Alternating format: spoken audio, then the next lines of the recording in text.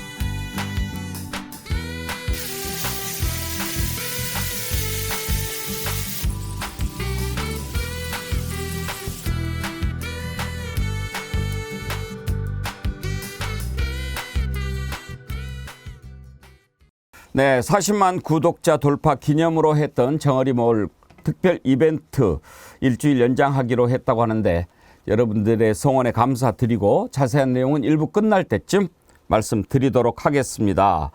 여러분들이 만들어가는 백운기의 정치 1번지 오늘도 구독, 좋아요 꼭 눌러주시고요. 댓글 많이 남겨주십시오. 오늘 아침에 락님께서요. 앵커님 주신 선크림 잘 쓰고 있습니다. 감사합니다. 그러셨는데 제가 드린 것 아닙니다. 우리 정어리안들이 다 만들어 주신 겁니다. 오늘 또 댓글 보내주시면 제가 소개해드리고 정어리 선크림, 글래머 선크림 보내드리도록 하겠습니다. 오늘 아침에 반가운 분께서 저희 스튜디오를 찾아주셨는데요. 애청자님 아이디가 조이사라 찰스 정님, 호주에서 오신 분입니다. 호주 퍼스에서 정어리 TV 직관 오셨습니다. 제가 기념사진 찍었는데요. 멀리서 이렇게 또 응원해 주시고 찾아주시고 진심으로 감사드립니다. 찰스 정님, 조이사라님 감사드립니다. 자, 오늘 함께 하실 세 분 패널 소개합니다. 전혜연 전 더불어민주연합 대변인, 김성환 시사평론가, 구교형 경향신문 기자 나오셨습니다. 어서 오십시오. 안녕하세요. 오늘 퍼스에서 오신 두 분께서 전병을 가져오셔가지고 이렇게 네. 대접했는데 맛있었습니까? 배고파서 제가 다 먹었어요. 아, 그래요? 이만큼 주신 걸 혼자 점심 어떻게 드시려고? 얼마든지 먹을 수 있습니다. 예. 근데 너무 대단하시더라고요. 부부가 오셨는데 예. 너무 인상도 선하시고 그리고 와가지고 막 알아봐 주시는데 제가 오히려 몸둘 바를 모르겠더라고요. 앞으로 방송 잘해야겠다, 더 잘해야 되겠다 이런 생각했습니다. 뭐 아주 뭐 알아보시고 바로바로 막 그 얘기를 하시던데 역시 우리 애청자님들 대단하시다 싶더라고요. 전혜연 대변인 인기가 좋으시던데. 아유, 너무 감사했고요. 또 정말 좋은 방송을 하겠다는 책임이 확 들었는데 저 약간 이제 마음이 울컥한 게 어릴 때 할머니가 잔치집 가시면 신문지에 몰래 떡이랑 먹을 거 싸다 주셨는데 그때처럼 이분들이 호주에서 오셔서 어떤 마음으로 이 과자를 들고 오셨을까 생각이 들었습니다. 가족보다 끈끈하지만 어떻게 보면 정의감에 있어서는 이 정어리 군단이라고 저는 좀 표현을 하고 싶은데요. 그 정어리 군단이 보내주신 성원과 기대에 어긋나지 않도록 열심히 노력했다는 부담감이 더 커지기도 했습니다. 네. 이렇게 직관 오신 분들 환영합니다. 혹시라도 시간이 되시면 저희 퍼플레인 스튜디오에 오셔가지고 한번 구경도 하시고 저랑 같이 사진도 찍고 그렇게 하시죠. 다시 한번 감사드립니다. 오늘 첫 번째 이슈로 22대 국회 법사위 한번 좀 들여다볼까 합니다. 이번 법사위에 거는 국민의 기대가 참 높지요. 법사위가 잘해야 됩니다. 왜 법사위를 두고 여당 야당이 그렇게 가져가려고 했겠습니까? 이제 문을 딱 열고 해보니까 안 가져오면 큰일 날 뻔했구나 그런 생각이 들었습니다. 김성환 평론가님, 지금 법사위에서 당장 해결해야 될 것들이 엄청 많지요. 당연하죠. 지금 뭐 당장 특검법, 예. 해병대원 특검법 법사위에서 통과시켜야 되잖아요. 통과시키고 법사위가 이제 상원 역할을 한다고 얘기를 하잖아요. 다른 상임위에서 법안 심사하더라도 법사위를 통과하지 못하면 법안이 통과가 안 되거든요. 그러니까 법사위에서 곧바로 해병대원 특검은 그냥 바로 심사해가지고 통과시키면 바로 본회의로 올라갈 수가 있습니다. 예. 근데 패스트트랙에 태운다 그래가지고 상임위에서 동의가 안 되거나 이럴 경우에는 법사위로 와도 법사위에서 그냥 꽉 붙들고 있고, 그리고 패스트트랙에 태우려면 330일이 걸리거든요. 언제 어느 세월에 1년 기다려야 된다는 얘기거든요. 거의. 이게 어느 세월에 그거 통과시키겠습니까? 그러니까 법사위에서 민주당이 법사위원장을 맡고, 그다음에 지금 법사위원회 그 야당 의원들도 3분의 2 정도를 차지하게 되면 그냥 뭐 모든 법안들도 다 이런 방식으로 통과시킬 수 있다는 거죠. 이른바 김건희 여사 특검법도 다 마찬가지고요. 다른 법률에도 역시 마찬가지입니다. 그러니까 오죽하면 국민의힘이 여야 관행 얘기하다가 나중에 가서 안 되니까 운영위원회하고 과방위는 그냥 민주당 가져가십시오. 법사위만 줘, 법사위만. 이렇게 얘기한 게 바로 그것 때문입니다. 예. 그냥 버티기 하겠다는 얘기였거든요. 그런데 이제 야당이 현재까지는 단독으로 상임위 구성하고 이렇게 하다 보니까 지금 정부나 여당에서 이걸 어떻게 해야 되느냐 대응 방안을 고민을 하는 것 같은데, 문제는 이게 이제 무시 전략으로 나오는 것 같아요. 전혜연 대변인 지난번 법사위 하는데 박성재 법무부 장관 출석을 안 했어요. 네, 그렇습니다. 근데 계속 이렇게 됐을 경우에 어떻게 하느냐, 강력하게 대응하다는 게 야당의 입장입니다. 그리고 나아가서 최상병 특검 입법 청문회까지 연다라고 했는데, 청문회 많이 기억하시죠? 즉 증인을 채택할 수 있어요. 그때도 함부로 출석하지 않으면 국회법에 따라서 여러 가지 조치를 취할 수가 있는데요. 예를 들면은 뭐 여러 가지가 있는데 그 굉장히 재미있는 내용이 나왔잖아요. 예. 그러다가 징역 갈 수도 있다 이런 말까지 나오니까 예. 여러 가지 공직 사회에서도 여러 가지 생각할 수가 있을 것 같고요. 저는 사실은 이게 참 국회에서 보기 힘든 모습입니다. 14일 날 민주당을 중심으로 야당이 단독으로 국회 법사위 전체 회의를 열어서 최상병 특검법 입법 청문회를 열겠다고 했는데 아마 여당이 화들짝 놀라지 않았을까 싶습니다. 여당 입장에서는 우리가 안 들어가면 어떻게 회의를 열겠어라고 하는데, 야당은 회의를 열고 국민들이 명령한 법안을 우리가 추진하겠다고 딱 발표한 거거든요. 그래서 굉장히 화들짝 놀랐을 것 같고요. 요즘 시중에서 야당이 모범 학생이고 오히려 국민의힘이 불량 학생이다 이런 말이 나온다고 하죠. 어떻게 국회를 보이콧하고 각자 누냐는 말이 나오고요. 저는 현재 국회 법사위의 야당 의원들을 불화살을 든 심판군단이라고 네. 표현을 하고 싶습니다. 네. 이 불화살이라는 게 전현희 국민위원장 시절에 탄압을 받을 때 앞으로 저 사람이 되돌아와서 본인이 맞았던 불화살을 다시 윤석열 정권에 쏠 것이다라는 비유에서 나온 건데요.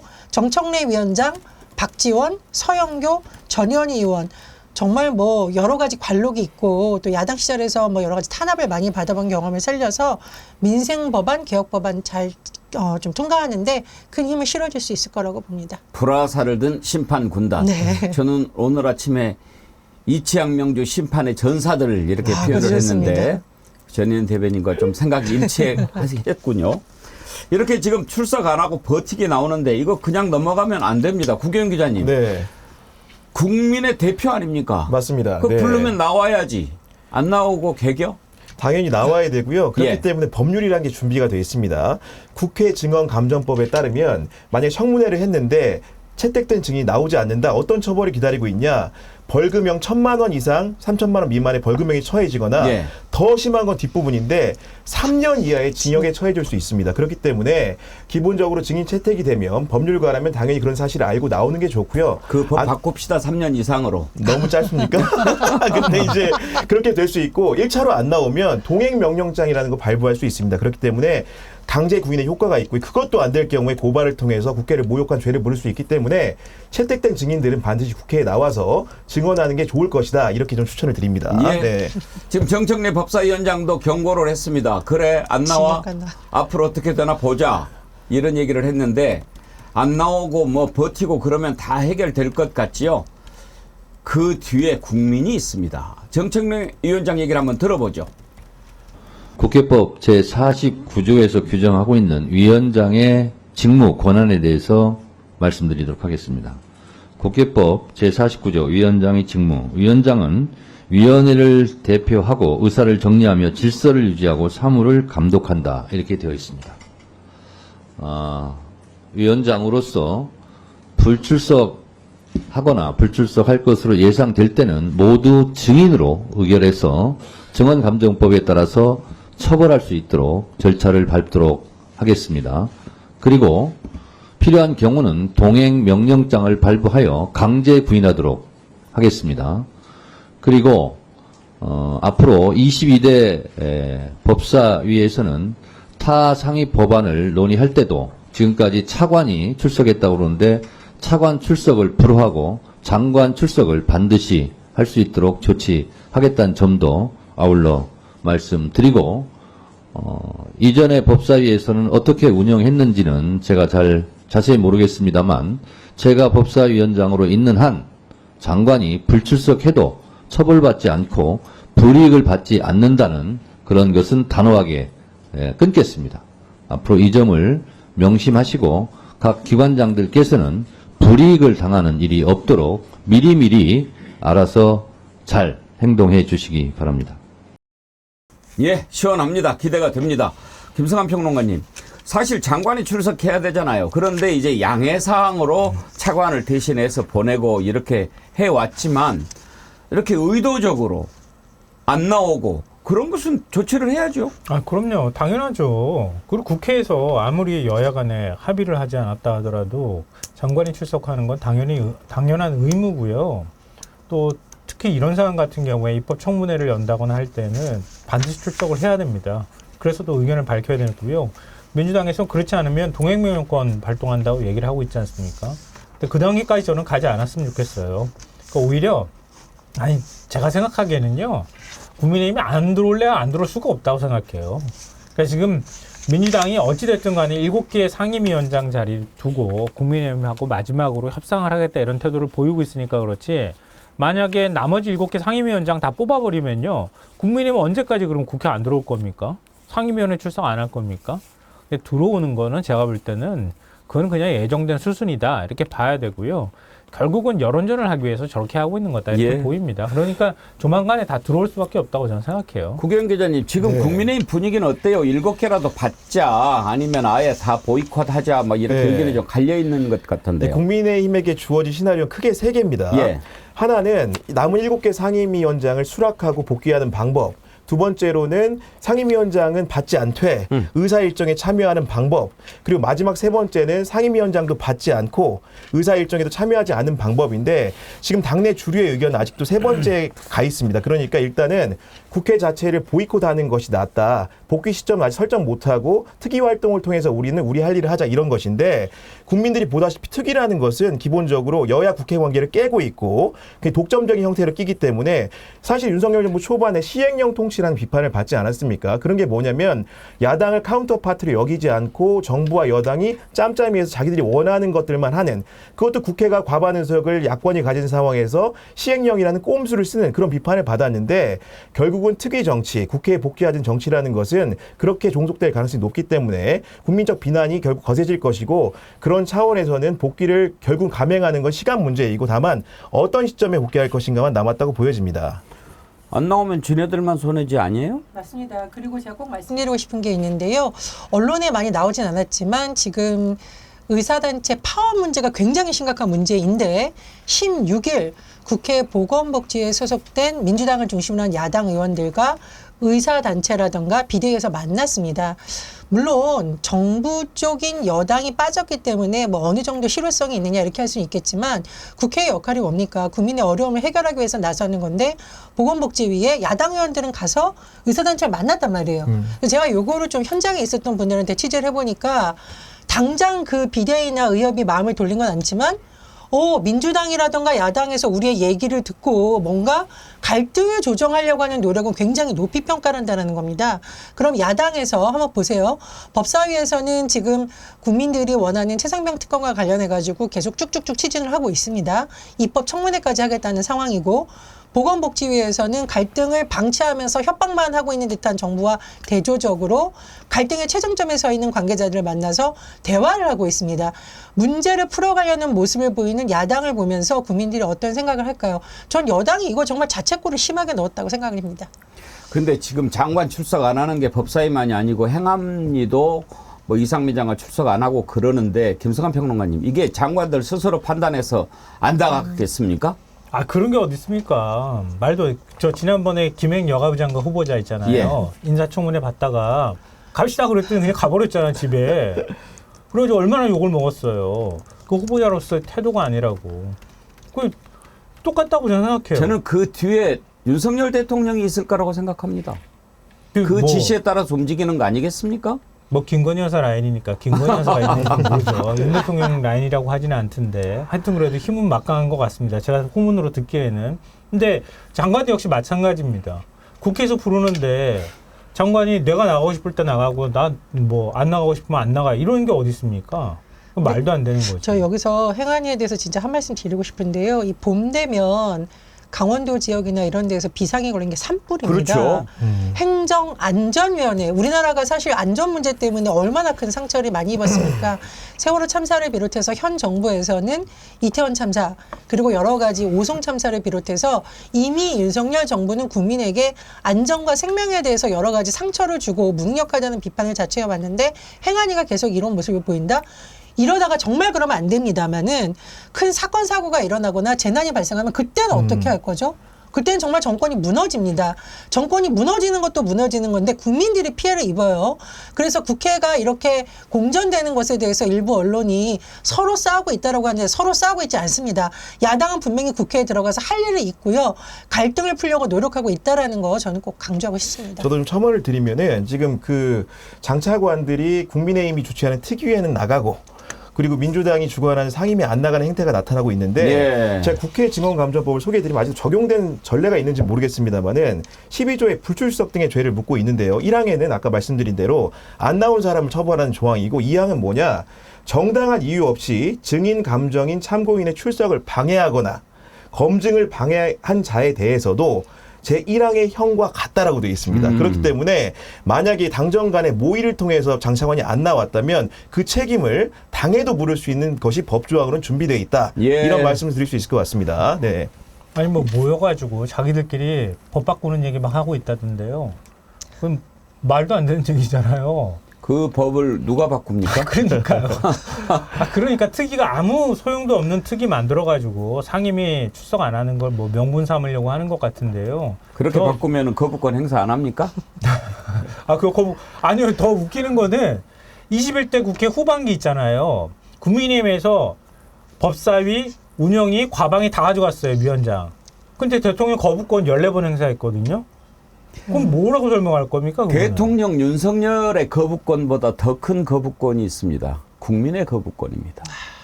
국민이 거부하는 정권은 존재할 이유도 없고 존재할 가치도 없습니다. 지금 이렇게 하고 있는 거 저는 매를 벌고 있는 거라고 생각합니다. 보십시오. 출석해가지고 답변하고 뭐 곤란하면 피하면 될 일을 아예 안 나와? 그래서 지금 정청래 위원장이 얘기하지 않습니까? 그러면 너를 증인으로 채택하겠다. 증인이 안 나오면 벌 받는 거예요. 그 매를 버는 겁니다. 자, 보십시오. 이제 법사위를 우리가 한번 들여다볼 텐데 초반부터 지금 작정을 하고 이창명주 심판에 나서고 있습니다. 이거 해야 됩니다. 국민이 그렇게 하라고 22대 국회 야당의 192석 몰아준 겁니다. 죄송한 말씀이지만 당신들이 그렇게 똑똑하고 잘나서 그렇게 만들어준 것이라고 생각하면 오산입니다. 어마어마한 숙제를 안고 있습니다. 아침에 참 많은 분들께서 지금 댓글 보내주시는데 황석정 님이 이런 글을 주셨는데 제가 참 어깨가 무거워졌습니다.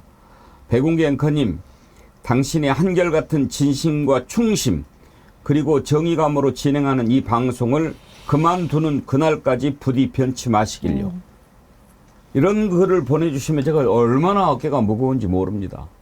저야 뭐 사실 진심과 충심까지는 좋아도 정의감 이런 말씀을 하시면 막 저를 돌아보게 됩니다. 내가 그럴 자격이 있는가. 그러나 진심과 충심은 변치 않도록 하겠습니다. 여러분을 향한 그 마음 정말 방송을 그만두는 날까지 지키려고 합니다. 황석정님 힘을 주셔서 감사드리고 계속 지켜봐 주십시오. 지금 22대 국회의원들이 특히 야당 뽑아준 국회의원들 국민들의 이런 명령을 기억해야 합니다.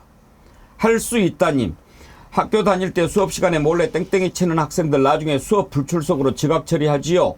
그러면 개근상 못 받고 불성실 기록되겠지요. 앞으로도 국회법에 따르지 않을 경우 법으로 정해진 최고법으로 책임 물어야 합니다.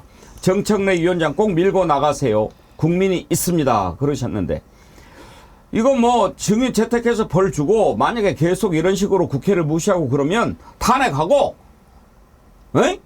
그리고 또 안 되면 법 바꿔서 이렇게 안 나오는 경우에 엄정하게 처벌하도록 하고 뭐 이렇게 해야 되는 거 아니에요, 전현 대변인님? 맞습니다. 제가 아까 불화살 분단이라는 표현을 왜 썼냐면요. 윤석열 정부의 행태가 조폭 집단처럼 그렇기 때문입니다. 사실은 얼마나 많은 거부권을 행사해 왔습니까? 그렇기 때문에 법사위가 더 중요한데요. 만약에 국민의힘이 법사위원장 까지 가지고 가게 된다면은 국회 자체가 용산 출장소가 되는 겁니다. 입법으로서의 권한을 완전히 포기하는 형태가 되기 때문에 야당이 총선에서 나타난 국민의 민심을 받들기 위해서라도 법사위원장 가져야 됩니다.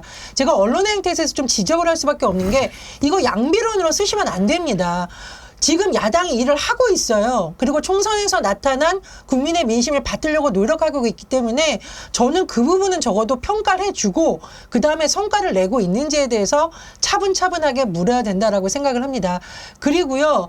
윤석열 정부에서 지금 이렇게 국민 무시하고 국민의힘이 바깥에서 헛발질하고 있는 거를 칭찬해줄 국민은 아무도 없다라고 생각을 합니다. 앵커께서 매를 번다라고 지금 말씀을 하셨는데 정말 이거 탄핵 포인트 쌓고 있는 겁니다. 이러다가 지역구에서 지금 당장 한번 가보세요. 지역구에 가서 국민의힘 의원들 양심이 있으면 지역구 가서 자영업자들 한번 만나보세요. 지금 자영업자들의 신음소리와 비명소리가 넘치가 있고 가계부채가 폭탄이란 말이 곳곳에서 나오고 있습니다. 제가 보기에 국민의힘 일부 의원들은 지금 지역구 예산이라던가 현안 처리하기 위해서라도 솔직히 좀 들어가고 싶은 마음이 있는데 여전히 대통령실 눈치를 보고 있는 게 아닌가 이런 생각 듭니다. 우리 전현 대변인님 불화살을 든 심판군단 탄핵 포인트 오늘 호주에서 온 전병을 드셔서 그런지 좋은 표현이 많이 나옵니다. 호주 정어리들을 뵈니까 아이디어와 분노가 아유 참 그렇습니다. 그러지 않아도 그 경연TV에 나가가지고요. 최민희 과방위원장을 만났어요. 네. 만났는데 그 얘기를 해요. 의원들 사이에서 한 달만 고개 숙이면 4년 동안 편하다. 그 얘기를 한다 그래요. 그러니까 선거 기간 동안 한 달만 그냥 막 죽어라 그냥 인사하고 다니는 거예요. 그러면 4년 동안은 그 다음에는 유권자 안 보이는 거예요. 아 이제 뭐 내가 하고 싶은 대로 내 정치하면 되는 건데요. 국민의힘이 이미 총선 참패한 거 다 까먹었어요. 제가 볼 때. 왜 참패했는지도 잊어먹었어요, 이제. 잊어먹었죠. 뽑아줬더니 이제는 이제 우리끼리 이제 하면 돼. 그러니까 한동훈이도 대표 출마한다는 거 아닙니까? 네. 지금. 그러니까 책임지고 물러나겠다고 한 게 얼마나 됐어요, 지금? 한 2년 됐습니까? 다 까먹은 겁니다. 이제는 자기 정치하겠다는 얘기밖에 안 되는 거예요. 국민은 안 까먹습니다. 송마르첼리노님, 문호동 무임금 세금 도둑 패거리 집단 국힘당은 국민 세금 반납하라. 야당을 개무시하는 무도하고 무식한 윤석열 개검 정권과 국힘당은 국민들의 분노의 횃불을 피하지 못할 것이다 하셨는데 예, 그렇습니다. 학교도 안 가고 그러는 학생이 이번에는 뭐 상임위 구성을 놓고 토론을 하자고 그래요. 이재명 대표하고. 토론? 박찬대 원내대표하고 토론하자고 했나요? 네, 박찬대 원내대표 맞습니다. 네. 그전에는 또 이재명 대표랑 토론하자고 한동훈 위원장이 했었죠. 위원장이 네. 했었죠. 토론? 제가 보기에 지금 야당이 답을 않고 있는데 무서워서 답 안 하는 거겠습니까? 같지 않아서 그렇죠. 한번 토론해 봅시다. 윤석열 대통령하고 이재명 대표 토론 한번 보고 싶어요. 김성환 평론가님, 지금 바이든하고 트럼프하고 토론한다고 그러는데 저는 그거 보고 바로 이거야. 어? 두 사람이 일단 뭐 거의 확정이 됐잖아요. 그런데 이쪽도 피하고 저쪽도 피할 수 있잖아요. 근데 한번 붙어보자. 그런데 지금 나이가 82, 78인가 이래요. 그 두 사람한테 주어진 조건이 너무 가혹합되다 보니까 그 영감들을 1시간 반 동안 세워놓게 하는 거예요. 어? 앉아서도 못해. 그리고 메모지도 못 들어가. 깜빡깜빡 하는 사람들 아닙니까? 그 사람들이 1시간 반 동안 펼칠 토론. 이거 참 기획도 그렇고 받아들인 용기도 그렇고 바로 그런 것들이 정치를 살아있게 하는 게 아닌가. 국민들이 기대를 갖게 하는 게 아닌가. 그런 생각이 들더라고요. 아니 근데 용수회담 하는데도 대통령이 85분 동안 떠들었다 그러잖아요. 근데 뭐 되려나 모르겠어요. 제가 보니까. 왜냐하면 이미 대통령이 됐잖아요. 되고 나니까 이제 그 다음에 야당 대표가 눈에 보일란가 모르겠어요. 근데 저 한번 토론하는 거 봤으면 좋겠어요. 다시 한번 봤으면 좋겠어요. 야당 대표하고. 영수회담 그냥 확 까놓고 그냥 생중계해 봤으면 좋겠어요. 저도 아리백 모른 걸 그렇게 자연스럽게 모를 수도 있다라고 그때는 그랬는데 지금은 대통령이 되니까 아셔야죠. 그리고 홍준표 당시 예비후보와 토론할 때 군사작전과 관련한 여러 가지 질문에 대해서도 모른다고 대답을 했거든요. 이제는 아셔야죠. 군 통수권자 아닙니까? 다시 한번 검증을 해보는 차원에서라도 아니면 뭐 윤석열 대통령 본인의 실력을 보여주십시오. 맨날 힘에 의한 평화라고 하는데 군 통수권자가 과연 그 정도의 힘을 발휘할 수 있는 기초 지식이 있는지도 국민들이 굉장히 궁금해하거든요. 이재명 대표하고 윤석열 대통령 만나서 토론한다면 정말 뭐 많은 국민들이 지켜보지 않을까. 안 돼요, 안 돼요. 안 돼. 안 나올까 왜냐하면은 무서워서. 윤 대통령이 나서면 일이 꼬이잖아요. 국민의 힘이 말릴 겁니다. 네. 예. 이 석유가스전도 윤 대통령이 나서니까 오히려 일이 꼬였고, 그리고 의대 증원도 마찬가지로 꼬였고, 윤 대통령이 건들면 그냥 꼬여버리거든요. 그러니까 차라리 안 건드리는 게 저는 나을 거라고 생각해요. 근데 구 기자님, 국민의힘에서는 일단 뭐 추경호 원내대표의 어떤 네. 실력을 믿어서 그런 건가요? 아니면 명분이 자기들한테 더 있다고 생각해서 그런 걸까요? 그러니까 일단은 처음에는 국민들도 이제 이런 분열된 국회 양상을 보고 자기들한테 우호적인 제스처가 있을 거라고 생각했는데 시간이 지날수록 국민이 자기들 편이 아니라는 걸 체득은 하고 있는 것 같습니다. 그렇기 때문에 매일 정책의원총회를 열어서 복귀 여부를 논의하고 있는데 일부 의원들 같은 경우에는 지금 우리가 장외에서 싸우는 것은 수권 정당으로서 부적절하다. 지금이라도 상임위를 맡고 들어가서 얘기를 해보자라는 얘기가 스멀스멀 올라오고 있습니다. 예. 그게 아마도 주류 의견이 되는 시간이 제가 봤을 때는 결국 정치라는 거는 명분과 실리의 무게를 다는 건데 특히 명분을 중요시하는 측면이 있지 않겠습니까? 그런 이벤트가 있는 날에 적절하게 복귀할 수밖에 없지 않을까라는 생각을 하고 있습니다.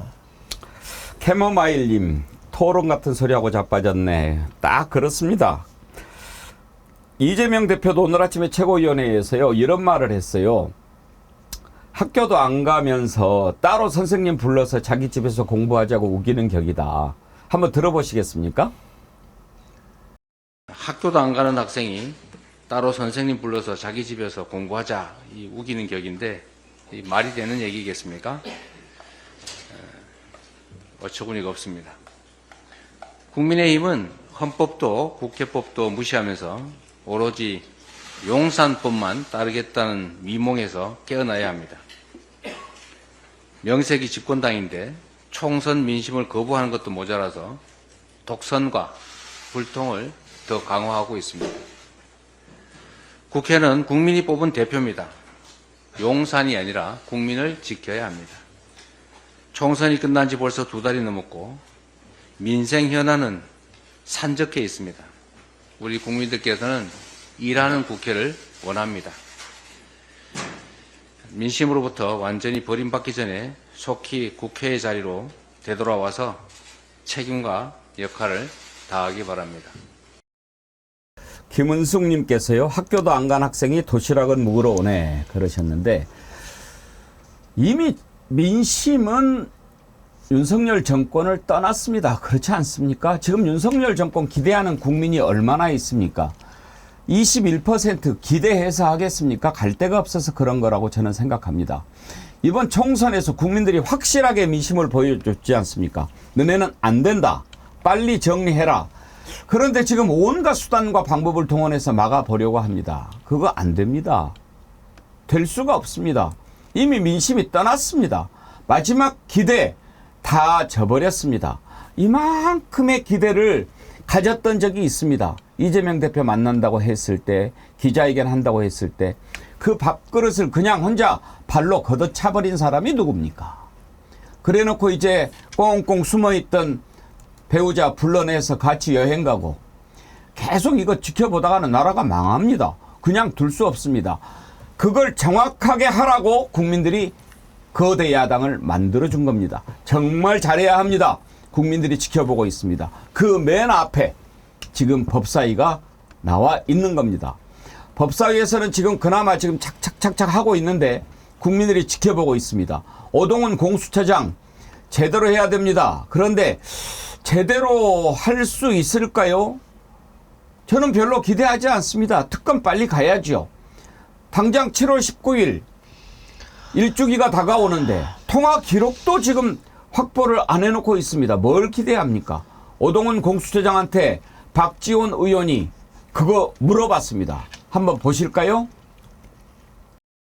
지금 대통령이 개인 폰으로 우즈벡에 가 있는 이종섭 장관하고 3번 전화했다는 것 알고 계시죠? 언론을 통해서 확인을 그렇다면은 했습니다. 예. 공수처에서 지금까지 그러한 일련의 전화 내용들을 통화 기록을 확보하고 있어요? 의원님께서 말씀하신 통화 기록 아니, 수사 모든 전체적으로 굉장히 중요한 부분인데 예. 지금 또 수사의 또 요체에 해당하는 부분이라고 아니 제가 말씀드리기가 수사 좀 내용을 그렇습니다. 물은 게 아니고 통화 기록을 확보했느냐 이거 아니에요. 왜냐하면은 엊그제 최상병 어머님이 얘기한 대로 내일 모레 1년이 돼요. 그러면 통신사에서는 통화 기록을 1년밖에 보관 안 한단 말이에요. 지금 아직까지 안 하고 있어요? 의원님께서 말씀하신 부분 아니 관련해서 의원님 찾지 말고 대답만 해요. 그런 보관을 부분이 했냐, 안 수사에 했냐. 있어서 굉장히 중요한 부분으로 챙기고는 있는데 실제로 했는지에 대해서는 제가 지금 이 자리에서 밝히는 것은 그럼 이 적절치 자리에 않습니다. 오늘 왜 나왔어요? 의원님께 그 성실하게 공수처장이 답변하겠습니다. 그것도 모르고 왜 나왔어요? 그 말이 돼요? 그런 부분에 공수처에서 대해서 지금까지 통화 기록 하나를 확보하지 않았다고 하면은 국정원장 한 사람은 나오자마자 통화 기록 확보하고 압수수색하더라고요. 말이 돼요? 그래서 우리가 민주당에서 우리 야권 의원들이 특검을 하자는 거예요. 1년 넘으면은 통화 기록 다 없어지면 공수처장이 책임질 거예요?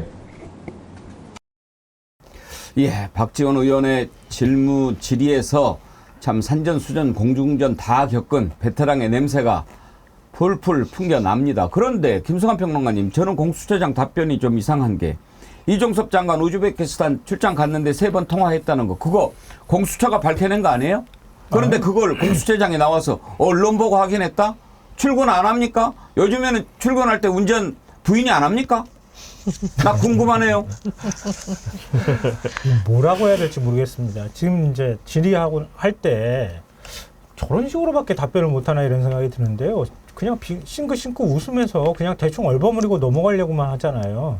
국민들이 얼마나 심각하게 생각하는지 그 위기의식을 별로 못 느끼는 것 같아요. 공수처가 정말 이 문제에 대해서 성실히 수사를 하고 있다거나 아니면 해서 관련자들에 대한 통화 기록을 확보하기 위해서 노력하고 있다거나 뭐 이 정도라도 답변을 해야 되는데 그냥 두루뭉술하게 그냥 넘어가고 싶어 하는 것 같은 그런 느낌이 들어서, 그러니까 공수처가 최소한 공수처 수사 결과 보고 뭐 특검을 가니 안 가니 그런 얘기가 나오는 상황이기 때문에 정말 최선을 다해서 수사하고 있다 이렇게 하면서 믿음을 줘야 될 거 아닙니까? 그래야 특검으로 안 가고 공수처도 사는 건데, 공수처를 살리기 위해서 들어간 건가 죽이기 위해서 들어간 건지 제가 좀 헷갈리는데요. 지금 얘기하는 거 들어보면서. 지금 공수처장 나와서 실실 웃고 있고 말이죠. 뭐 저렇게 하면은 그냥 대충 넘어갈 거라고 생각하는 걸까요?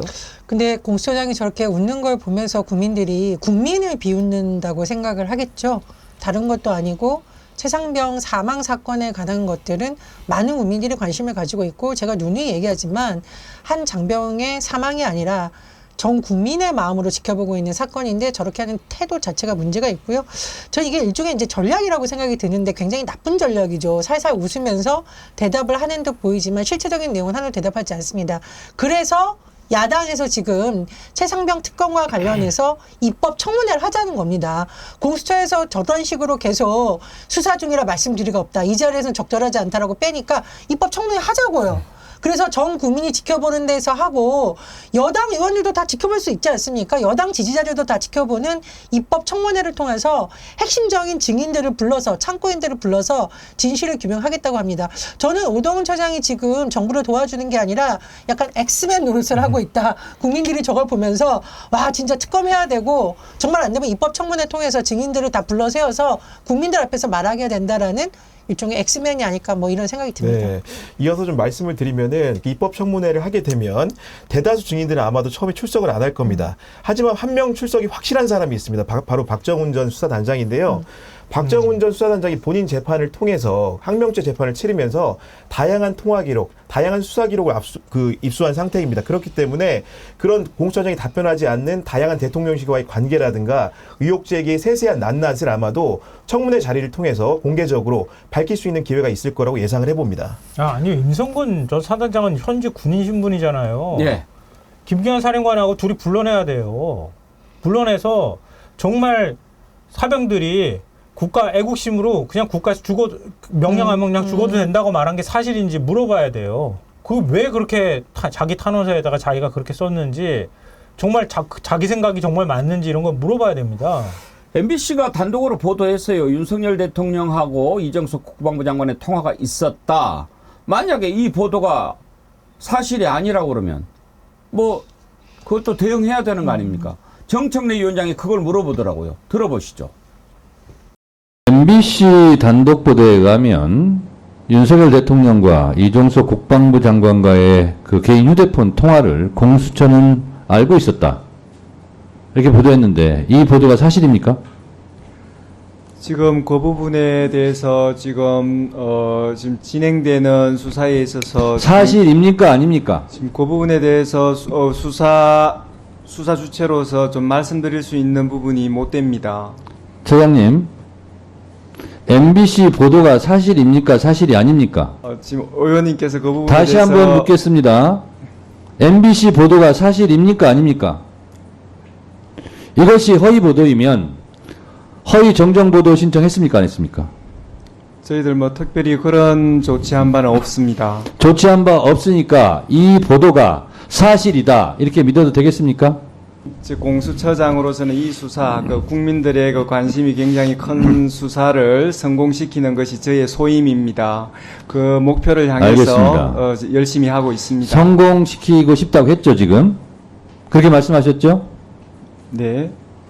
이어지는 보도는 대통령 통화 공수처는 알았다. 압수수색 했어야 라고 나와 있습니다. 방금 말씀하신 대로 성공하려면 압수수색을 했어야죠. 왜 안 했습니까? 그런 부분 관련해서 저희들이 수사가 미흡한 부분이 있는지 공수처장으로서 다시 한번 그 의원님 말씀을 귀담아 챙기도록 하겠습니다. 압수수색 했어야 하는데 왜 안 했습니까? 자신 없으면 더 잘할 사람에게 그 자리를 물려주는 게 좋습니다. 지금 저는 저걸 보면서 어떤 생각이 드냐면요. 전혜연 대변인님. 왜 대통령 윤석열이 저 사람을 공수처장으로 지명했을까? 뭐 이제 여러 가지 세평이라든지 또 경력이라든지 또 개인적인 보고를 통해서 판단했지 않겠습니까? 어때? 사람. 좀 물렁물렁합니다. 에? 아 그래? 그러면 시킨 대로 잘하겠네? 이걸 보지 않았을까? 지금 보면 그렇지 않습니까? 그런데 그게요.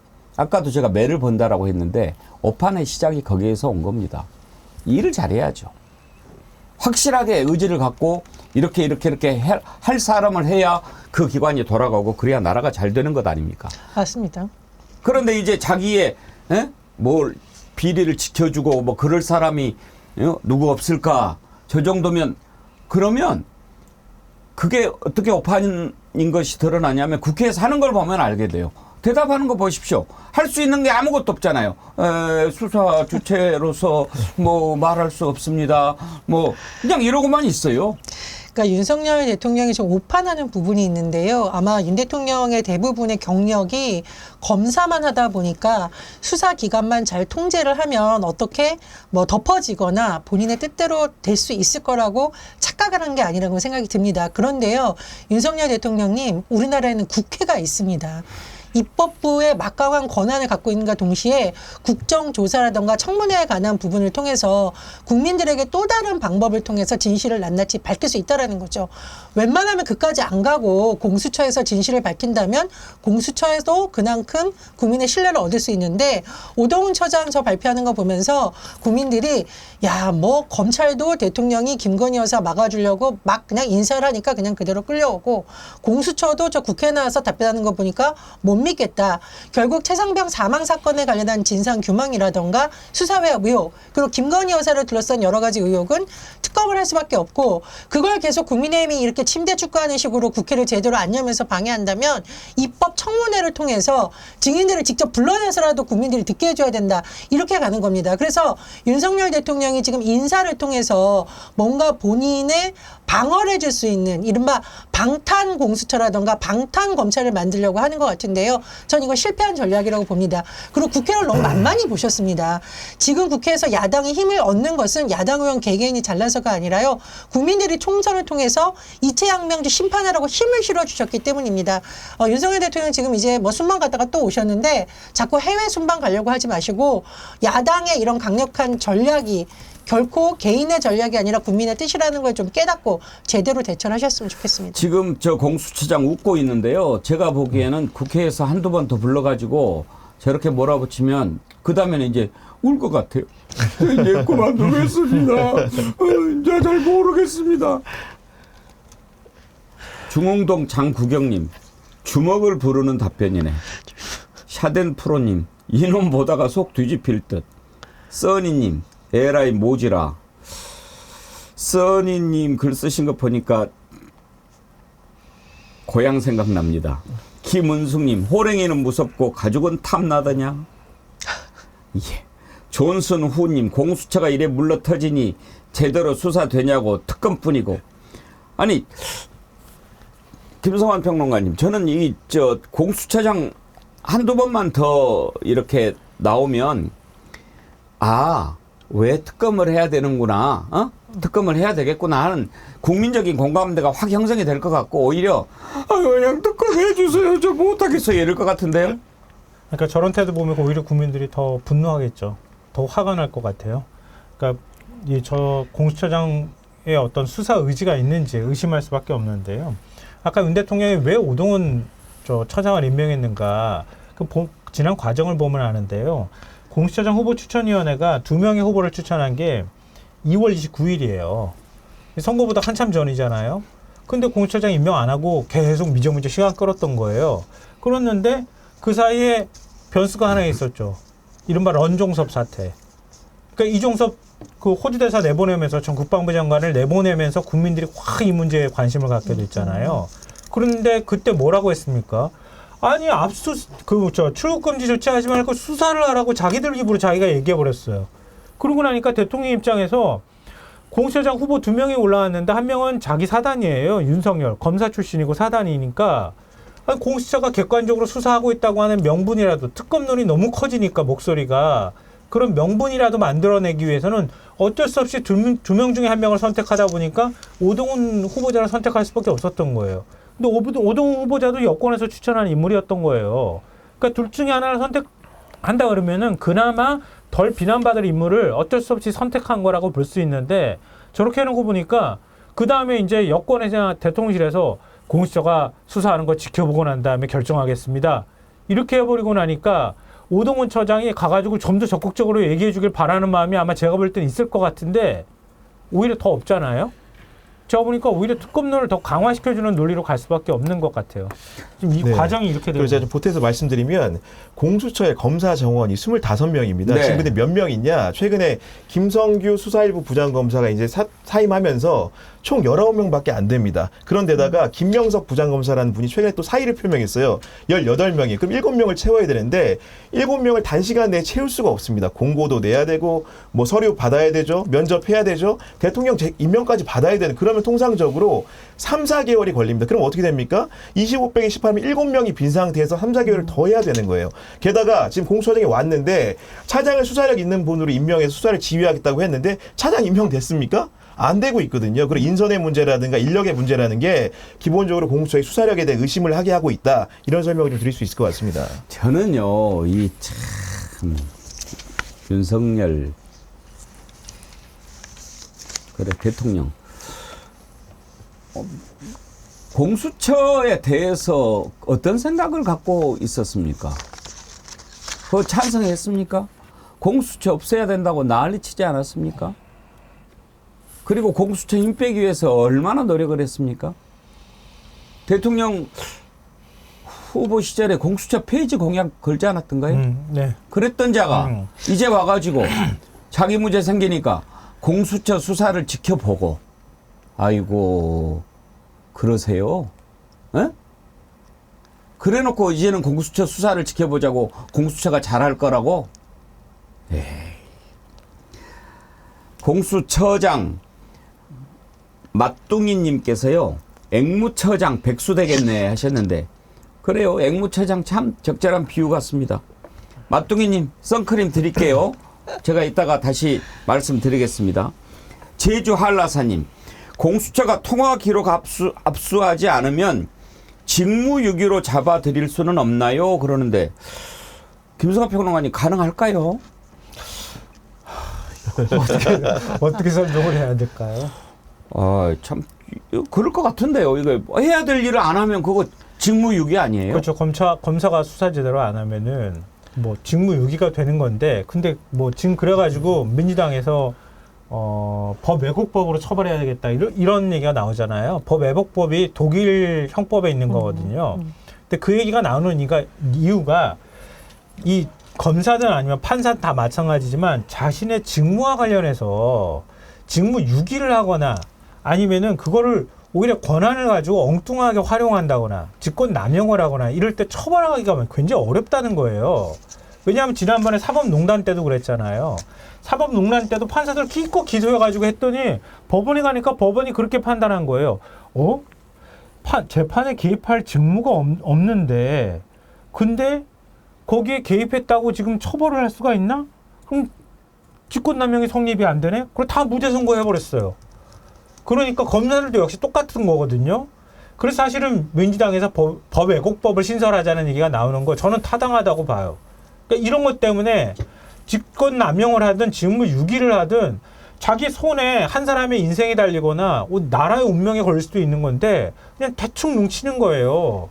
수사기관에 있는 사람들이 뭐 공수처든 아니면 일반 판검사도 다 마찬가지고 경찰 고위직들도 마찬가지인데요. 그랬을 때 명백하게 나중에 그게 사안에 드러날 경우에는 탄핵으로 가는 건 너무 힘들잖아요. 전 처벌할 수 있는 조항 만들어야 된다고 봐요. 그래서 그 최혜병 특검법이 22대 국회에 새로 발의된 내용들을 보면은 기본적으로 국방부 조사본부라든가 해병대 조단 조사가 기본적으로 임성근 사단장 처벌에 이르지 못하지 않았습니까? 그리고 그 이후에 보면은 그 군사법원의 태도라든가 아니면 공수처의 조사 내용 같은 것들에 대해서 그리고 직무 과실치사를 다루는 경찰의 수사 문제도 직무 유기성 있는 문제들이 있기 때문에 그런 부분까지 포괄해서 수사기관에 대한 조사도 함께하자 그런 내용들이 특검관에 포함되어 있는 것으로 알고 있습니다. 예. 네. 그런데 지금요 우리가 이 하나마나한 일들 하고 있는 국가기관 이런 문제를 짚어봤는데 공수처는 2등입니다. 1등이 어디입니까? 권익입니다.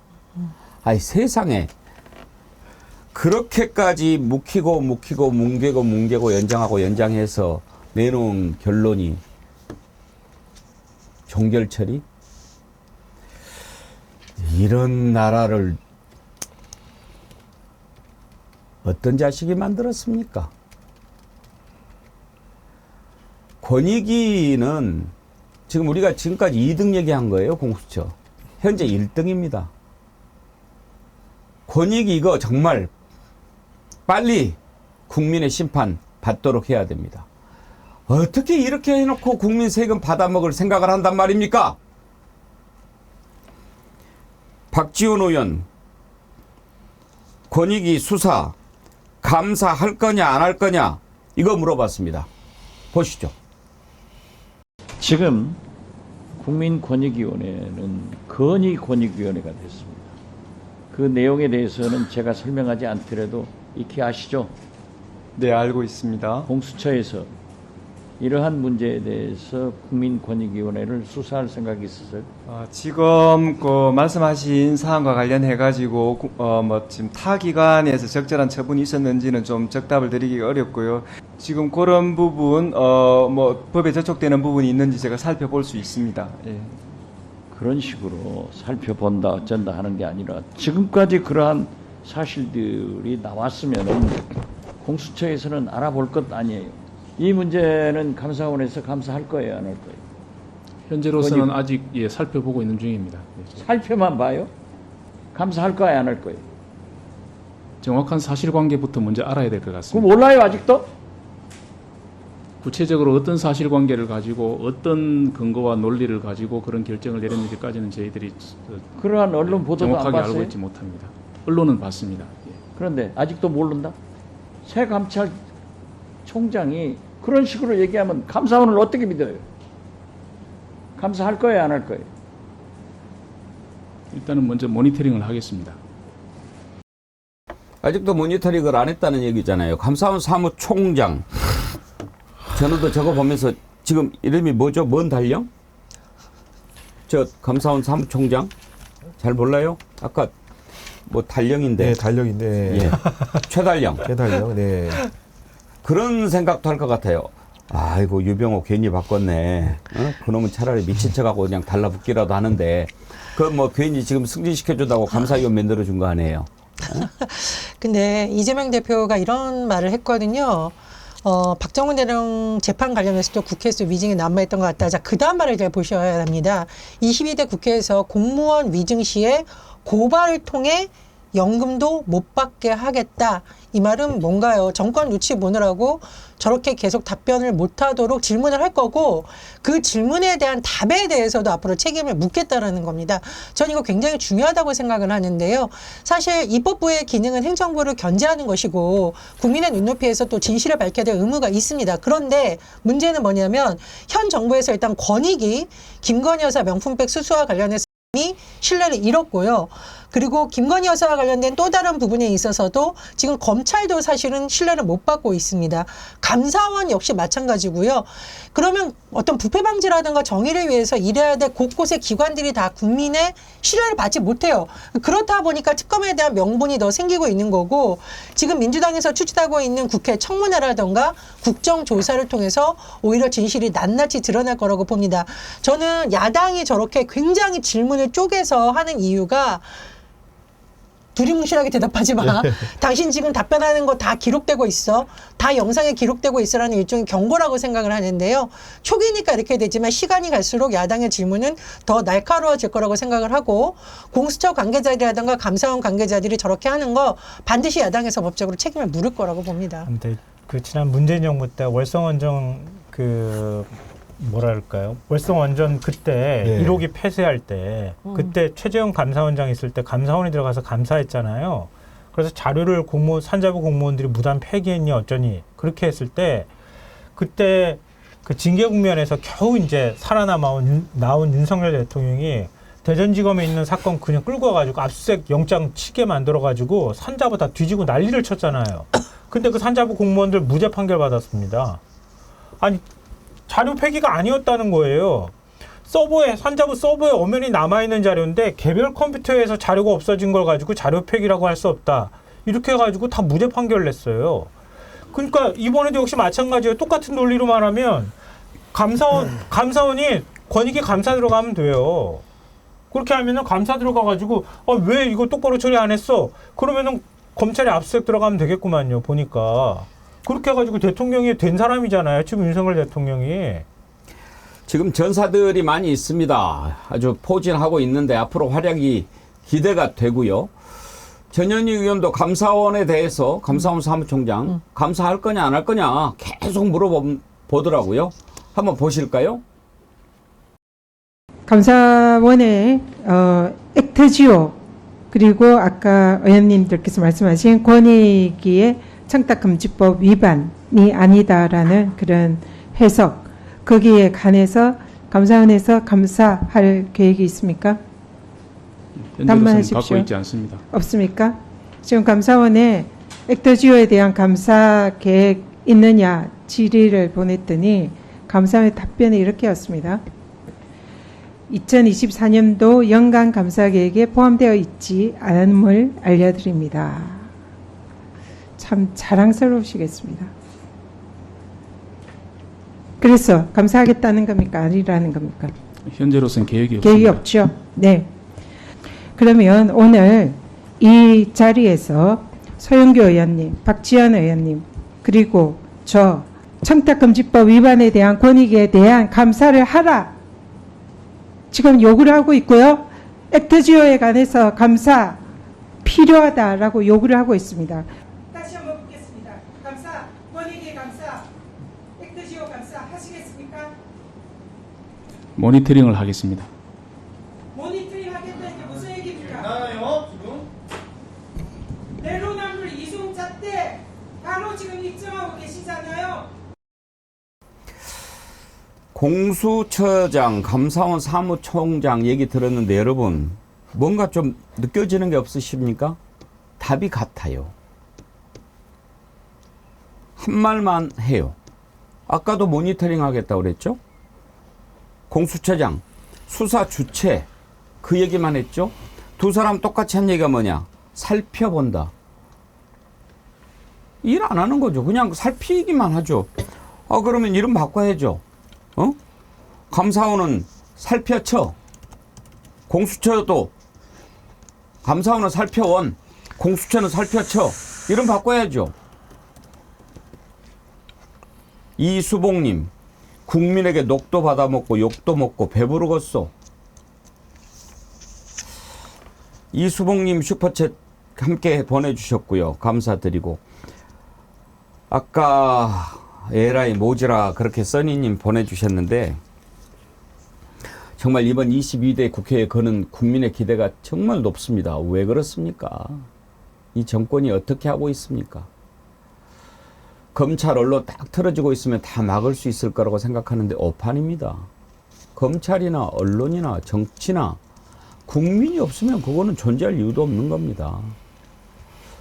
이재명 대표가 검찰의 애완견? 이런 표현했는데요. 듣는 언론 기분 나쁠지 모르겠습니다만 그런 말 들어도 쌉니다. 애완견도 여러 가지가 있는데 내가 보기엔 똥개입니다. 애완도 못 받아요. 그거 한번 2부에서 짚어보도록 하겠습니다. 이채양 명주 심판 이제 다가오고 있습니다. 시작이 마무리가 그러니까 저도 어제 예, 뭔 소리입니까? 이채양 명주 심판하자는 소리입니까? 예.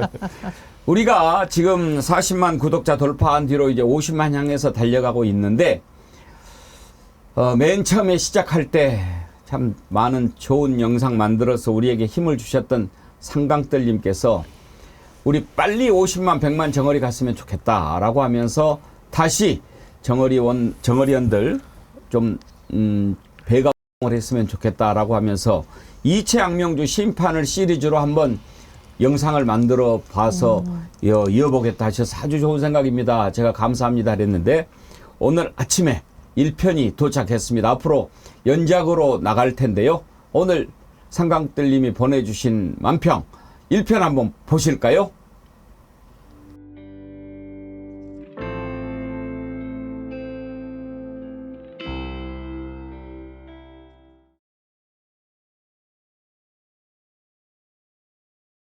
잘못된 선택이 나라를 어지럽히는구나. 지지율 21%. 뻥카가 필요하겠지. 막대한 양의 석유와 가스가 매장돼 있을 가능성이 높다는 물리탐사 결과가 나왔습니다. 뭔가 냄새가 난단께. 당초 분석을 하겠다고 나선 업체들 중에는 이른바 업계 빅3로 불리는 기업들도 두 곳 있었던 것으로 확인됐습니다. 이들을 제치고 선택받은 게 소규모 컨설팅 업체 액티지오인데 역시 생각했던 대로란께. 만약 석유가 안 나오면 확 조사불란께. 권익견. 당신들은 자식 앞에 부끄럽지도 않나요? 대통령 배우자에 대하여는 청탁금지법상 공직자 등의 배우자의 제재 규정이 없기 때문에 종결 결정하였습니다. 김영란법의 배우자, 제재 규정이 없어 무죄라는 거니? 앞으로 한 번만 더 그딴 짓 하면 머리카락을 싹 뽑아버리겠다. 나라를 구하기 위해 정어리들이 일어서야 해. 쪼사루스님은 복면 쓰고 식사를 어떻게 하신다니? 아니 저게 뭐지?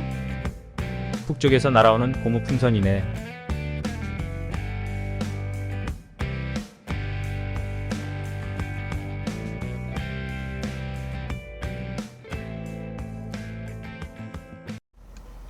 네, 감사합니다. 참 재밌게 잘 만드셨죠? 네, 무협지 같이 이렇게 하셨는데 1편 보내주셨습니다. 만평 보내주신 상강들님 진심으로 감사드리고요. 앞으로 이어지는 2편, 3편 기대해 보도록 하겠습니다. 2부에서는 이제 이런 엉터리 같은 기관들 믿고 있을 수 없지 않습니까?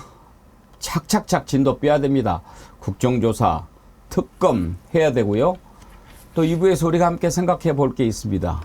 언론, 애완견인지 아닌지 한번 토론 한번 해보려고 합니다. 전하는 말씀 듣고 이어가겠습니다.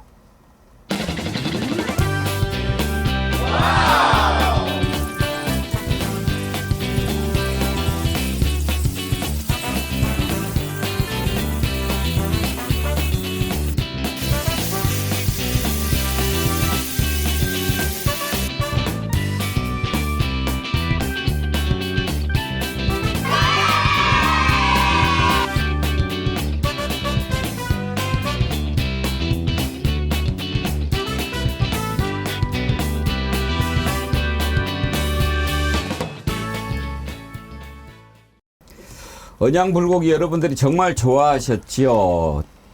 5월 말 이후에 사전 예약 주문으로 진행을 했지요. 너무나 여러분들이 많이 주문해 주셔가지고 물량이 부족해서요. 오늘 드디어 사전 예약으로 주문하신 분들 다 받아보실 수 있게 준비가 다 됐다고 합니다. 오래 기다려 주셔서 감사드리고 오늘부터는 주문이 가능하다고 하니까요. 이번에도 물량이 소진되기 전에 서두르시면 좋을 것 같습니다. 한번 드셔보신 분들이 너무 맛있다고 해가지고 5세트, 10세트 막 이렇게 구매하시는 바람에 준비된 물량이 빨리 소진됐다고 하는데요.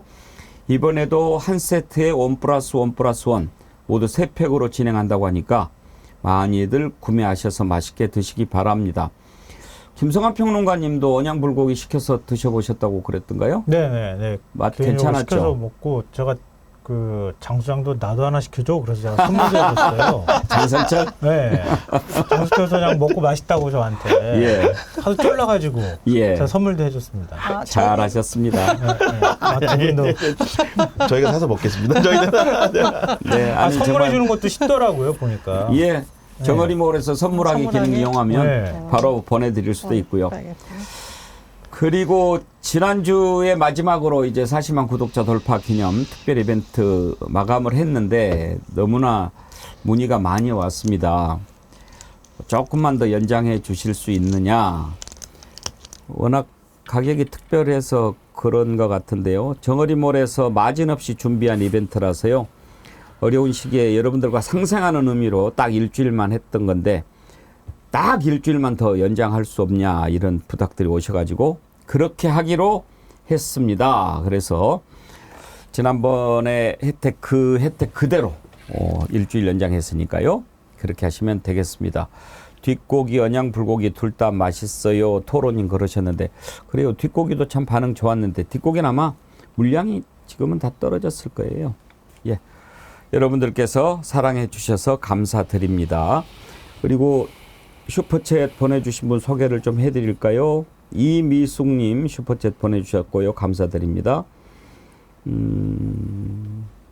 시크한 40님 12사단 훈련병 사망사건 태인군 수료식이 19일에 있습니다. 본인도 없는 곳에 수료식 마음 아픕니다. 아들이 군복무 중이라 남의 일 같지 않습니다. 군인권위원회에서 12525 릴레이 운동 중입니다. 하시면서 슈퍼챗 보내주셨는데 예 감사드립니다. 12525 운동이 혹시 구경 기자님 뭔가요? 저도 그게 익숙치가 않은데요. 예, 한번 설명을 좀 해주시면 네. 제가 소개해드리도록 네. 하겠습니다. 먼저 지금 이제 청문회 국정조사 이거 지금 준비를 하고 있는데 이 내용부터 살펴보지요. 이제 김건희 돌아왔으니까 부르겠죠? 어때요? 공개혁 기자님 검찰에서 뭐 부른다는 얘기 나옵니까? 지금 사실은 김건희 여사를 소환한다고 한 지가 검찰 총수의 입으로 나온 지도 이미 거의 한 달 가까이 돼가거든요. 그렇기 때문에 지금 당장 소환 조사를 해도 이상하지 않은데 그 중앙아시아 3개국 순방을 마치고 돌아왔고 순차적으로 따진다고 한다면 같이 순방을 갔던 대통령실 행정관들에 대한 조사가 먼저 있어야 할 것 같고요. 그리고 임기를 이원석 검찰총장 자체가 얼마 남기고 있지 않기 때문에 기본적으로 결자해지 차원에서라도 이달 안에는 조사를 하는 게 순리에 맞는데 지금 분위기를 보면 아마도 그것조차도 쉽지 않을 것 같은 분위기가 형성되는 건 사실인 것 같습니다. 근데 김성환 평론가님 지금 다른 사람들은 다 조사한 거 아니에요? 김건희만 남은 거 아닙니까? 네, 맞습니다. 지금 그거 해야 이제 마무리 짓죠? 대통령실 행정관, 일단 대통령실 문턱을 넘어야 되니까 행정관들 소환조사 일단 하고요. 이번에 해외 순방에 동행했다고 하잖아요. 그것 때문에 조사하려고 해도 못한다고 그런 얘기 나왔었기 때문에 먼저 조사하면 이제 남아있는 사람은 김건희 여사 한 명밖에 없습니다. 그러니까 다 주변은 했거든요. 예. 그럼 제가 볼 때는 일주일이면 다 수사 끝낼 수 있어요, 저거. 예. 전현 대변인님. 네.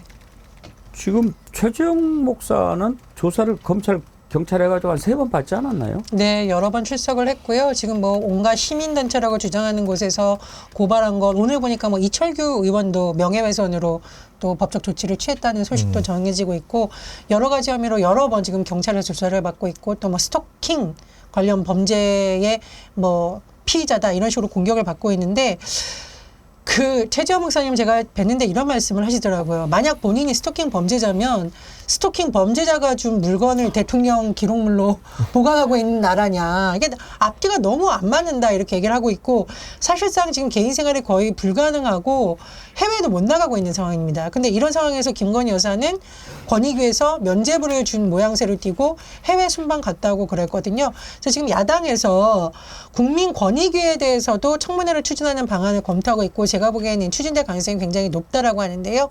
해당 3위가 국회 정무위원회입니다. 그리고 증인 신청을 지금 할 건데 김건희 여사, 최재형 목사 등에서도 하고 국민권익위 전원위원 15명에 대해서도 하겠다는 겁니다. 저는 사실 이렇게 야당이 왜 국회 청문회를 하려할 수밖에 없는가.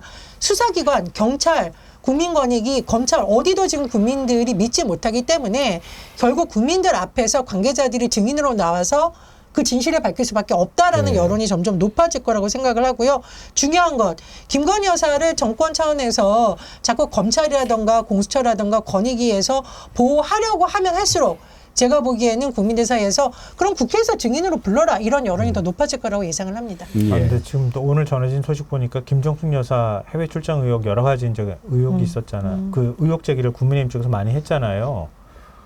정식 수사 들어간다는 소식이 오늘 전해졌어요. 그래요? 참 반가운 소식입니다. 그러면 이제 곧 김건희 해외 순방, 해외 유람, 해외 명품백 쇼핑 이런 것도 곧 수사가 되겠군요. 그것은 안 할 것 같아요, 제가 보니까. 왜 해야죠? 무슨 말도 안 되는 소리예요? 저한테 화내지 마시고. 제가 검찰한테 화를 내야 되는데. 이게 딱 시나리오예요. 이게 이미 이 시나리오가 나올 거라는 걸 다 알고 있었어요. 이번에 검찰 인사 했을 때. 전직 대통령 부인은 조사하면서 왜 참. 아이고. 그러니까 여기에 이제 배현진 의원이 호응하듯이 오늘 페이스북에 글을 남긴 것 같은 SNS예요. 수사가 본격 시작되었습니다. 나라 돈 혼자 쓸 권한이 없는 대통령의 부인이 문체부 등을 이용해 예산을 무시로 쓴 증거와 해당 부처의 증언을 앞서 밝혀드렸죠. 이렇게 하면서 이렇게 마치 고발인 측에 적극 협력하겠다 이런 취지의 글도 올리기도 했습니다. 그리고 지금 배현진 의원은 저 야구 보고 난 다음에 시구하고 난 다음에 글이나 좀 제대로 쓰라고 해주고 싶어요. 그리고 아까 앵커님이 말씀해 주셨던 그 1255 챌린지 그래서 지금 지금 소개를 좀 해드리려고 제가 하는데 시크한 40님 그 네. 사진 준비가 됐는데 한번 띄워주십시오. 이게 12525 챌린지가 준비 안 됐습니까? 아, 예. 네. 그러니까 얼마 전에 12사단 신병교육대에서 5월 25일에 순직하신 고 이제 훈련병을 기억하고 잊지 않겠다는 의미로 군 인권센터에서 12,525원을 기부하고 인증하는 그런 인권센터에. 챌린지라고 합니다. 예, 네. 예. 그런 챌린지군요. 네. 12525 챌린지. 예. 그런 뜻이었습니다. 시크한 40님 좋은 운동 알려주셔서 감사드리고요. 쪼사루스님 정어리언 탑패밀리 상강뜰님 수고하십니다. 고마워요 아우님. 아까 만평 보고 고마워서 슈퍼챗 보내주셨군요. 너무 많이 보내지 마세요. 20만 원씩이나 보내주세요. 네, 감사합니다. 상강뜰님에 대한 애정을 느낄 수가 있습니다. 자, 이명수 기자 그 화장품 디올백 그걸 이제 받았는데 권익위에서 뭐 그랬다는 거 아닙니까? 아, 최정 목사가 외국인이니까 뭐. 근데 이명수 기자 그거 내 거거든, 내가 샀거든, 돌려주세요. 그렇게 얘기를 하더라고요. 한번 들어보실까요? 김건희 여사에게 요구합니다. 디올백과 사내 화장품 제가 제 돈으로 사준 겁니다. 디올백 사내 화장품 이제 돌려주십시오. 이명수 기자가 준 디올백 대통령 기록물로 보존한다고요? 제가 다 부끄럽습니다. 전 싫습니다. 이제 그만 돌려주십시오. 이제는 김건희 여사가 응답해야 합니다. 지난 대선 직전 내가 당선되면 서울의 소리는 무사하지 못할 거라는 김건희 여사의 발언이 이렇게 현실이 되고 있는 상황이 매우 씁쓸합니다. 예.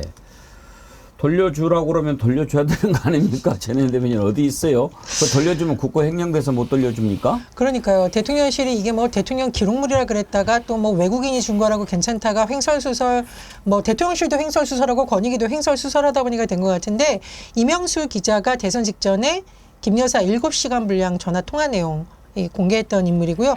제가 사실은 이제 뭐 최근에 좀 통화를 했습니다. 이명수 기자 말투를 보시면 알겠지만 강원도 사람이에요.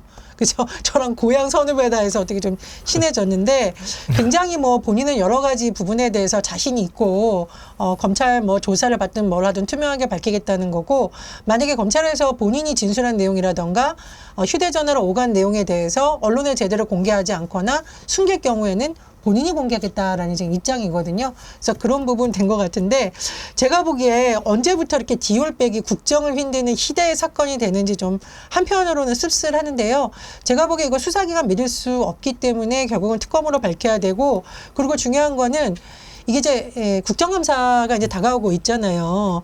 그렇게 됐을 경우에 이제 국회 운영에 이 질문이 분명히 갈 겁니다. 대통령 기록물에 대해서 어떤 자료가 있느냐, 어떻게 보관이 되었느냐 다 밝혀라고 해야 되는데, 대통령실이 더 이상 계속 미룰 수가 없습니다. 그래서 이 부분에 대해서는 시간이 갈수록 청와대에 오히려 불리한 국면만 된다가 좀 예상이 됩니다. 아니 근데 최재형 목사를 도대체 몇 가지 혐의로 지금 조사를 하는 거예요? 처음에는 스토킹, 영부인을 스토킹했다고 하더니 그 다음에는 아니 그 사저를 뭐 집을 가택을 침입을 했다는 등 이런 소리를 하더니, 이번에는 뭐 또 선거법을 위반했다고 명예훼손이라고 또 그러네요. 아, 도대체 몇 개 혐의로 조사하는 거예요 대체? 아 진짜 이렇게 놓고 난 다음에 검찰은 김건희 여사 부르는 게 그렇게 어려운지 어버더버하면서 좀 조사할 사람들 다 조사했거든요. 그래서 소환 조사도 안 하죠. 도이치모터스는 어떻게 할 거지 얘기도 안 하죠. 그런데 난데없이 김정숙 여사 수사한다고 또 저러고 있죠. 김정숙 여사만 수사하나요? 딸 다혜 씨와 관련된 수사 또 들어간다 그러잖아요. 그래가지고 막 물타기 해가지고 뒤섞어버리고, 그리고 이재명 대표 대북송금 사건 1심에서 유죄 나오니까 냈다 그냥 바로 기소해버리고. 아, 우리나라 검찰 진짜 어떡하면 좋습니까 저거? 탕님도 그런 걸 주셨어요. 저들의 주장을 정리해 보면 외국인인 주거 침입자 스토커가 대통령이 아닌 다른 사람에게 디올백을 줬는데 대통령 기록물이 되고, 대통령 기록물씩이나 준 사람이 스토커고, 도대체 뭐라는 건가요? 그렇죠. 그런 논리가 되는 거 아닙니까? 지금? 아이고, 어이가 없어서 할 말이 없습니다. 대한민국의 공적 시스템이나 거기 안에 있는 사람들의 어떤 그 직무를 집행하는 데 있어서 양심이 이 정도밖에 안 됩니까? 대한민국의 경찰과 검찰이 겨우 이 정도 수준밖에 안 됐던 거였습니까? 그러니까 권력 쳐다보고 권력의 눈치만 보면서 수사하는 거잖아요. 이게 뭐 하는 짓인지 모르겠어요, 정말. 특검 빨리 해주세요라고 소리 높여 외치고 있다. 그런 생각이 듭니다. 하여튼 그런 일들 잘 하라고 뽑아준 거니까 정말 잘하세요. 정말 잘해야 됩니다. 예. 지금 김건희 소환을 둘러싸고 검찰 내부에서도 계속 좀 충돌이 있는 것 같은데 구경훈 기자님 정리가 네. 안 될 것 같습니까? 지금 기본적으로 1차적으로 그 차장검사라든가 검사장 인사를 통해서는 김건희 여사를 수사해야 한다는 입장이 후퇴한 것을 보였는데 어쨌든 간에 그 디올백 수사를 전담하던 형사 1부장 그리고 이제 주가 조작 수사를 전담했던 반부패 수사 2부장이 자리를 지키면서 다시 한번 수사의 동력을 얻는가 하는 그런 기대감이 있었습니다. 하지만 현재 상황을 보면 결국은 김건희 여사는 검찰 소환 조사에 순순하게 응할 각오는 아닌 것 같고요. 그럴 경우에 그러면 검찰이 물리력을 동원한다거나 강제력을 동원해서 과연 영부인을 조사할 수 있을까? 그런 검찰일까? 사실 그런 존재에 대한 의구심이 여전히 증폭되어 있는 상황이기 때문에 그 수사 상황이라는 것을 믿지 못하는 사람들이 꽤나 있는 것 같습니다. 근데 진짜 논리를 짜도 참 바보같이 짜요. 보세요. 이걸 대통령 기록물이라고 딱 자기들이 규정을 해버리면 그걸 버렸잖아요. 대통령 기록물을 버린 죄도 있을 거 아닙니까? 그렇죠. 자기들이 이건 매를 벌어요. 그러니까 좋게 잘못했다고 하면 될 일을. 그러게 말입니다. 지금 해병대원 특검도 역시 마찬가지고 다 마찬가지예요. 지금 국정 운영하는 것도 다 이러는 방식인데요. 이렇게 굳이 안 풀어가도 되는 거를 자기들 스스로 궁지로 몰아넣고 있어요. 몰아넣고 난 다음에 윽박 지르는 거예요. 그 다음에 야당을 윽박 지르고 국민들을 윽박 지르잖아요. 이런 방식으로 국정 운영하면 어떡합니까? 근데 이제 수사나 조사기관이 이런 행태를 보이는 거는 반드시 부메랑이 되어서 돌아올 수밖에 없는데요. 예를 들면 감사원이 전현희 전 국민위원장에 대해서 어떻게 했습니까? 정말 오죽하면 표적감사다. 내쫓으려고 별 수단은 다 쓴다라는 말이 나왔는데 지금 아까 보시면 공수가 바뀌었습니다. 국회에서. 전현희 국민위원장이 감사원 사무총장한테 계속 집요하게 질문을 하고 있는데 국민들이 정말 검찰도 문제이지만 권익위도 문제이고 감사원도 문제야. 야당 인사들에 대해서 심지어 전 정부 관계자들에 대해서는 저렇게 집요하게 가혹하리만큼하게 해놓고서는 김건희 여사에 대해서는 너무나 부드럽고 너무나 좀 이런 표현이 좀 과격합니다. 설설 기는 모습을 보이는 것에 대해서 어떻게 평가를 하실까라는 생각이 듭니다. 근데 저는 이제 총선이 끝나면 국민의힘이 좀 정신을 차릴까 했는데 전혀 정신을 못 차리고 있거든요. 그렇기 때문에 지금 야당이 국민의힘과 협치한다고 할 상황이 아닌 겁니다. 저렇게 권력의 시녀 노릇을 하고 있는 수사기관과 또 어떤 조사기관이 무너지는 것을 바로잡기 위해서라도 국회 차원에서라든가 청문회나 국정조사는 저는 반드시 해야 된다고 봅니다. 지금 청문회, 국정조사, 특검 해야 될 것이 하나하나 차곡차곡 쌓이고 있는데 여기에다가 장작 하나 더 얹었어요.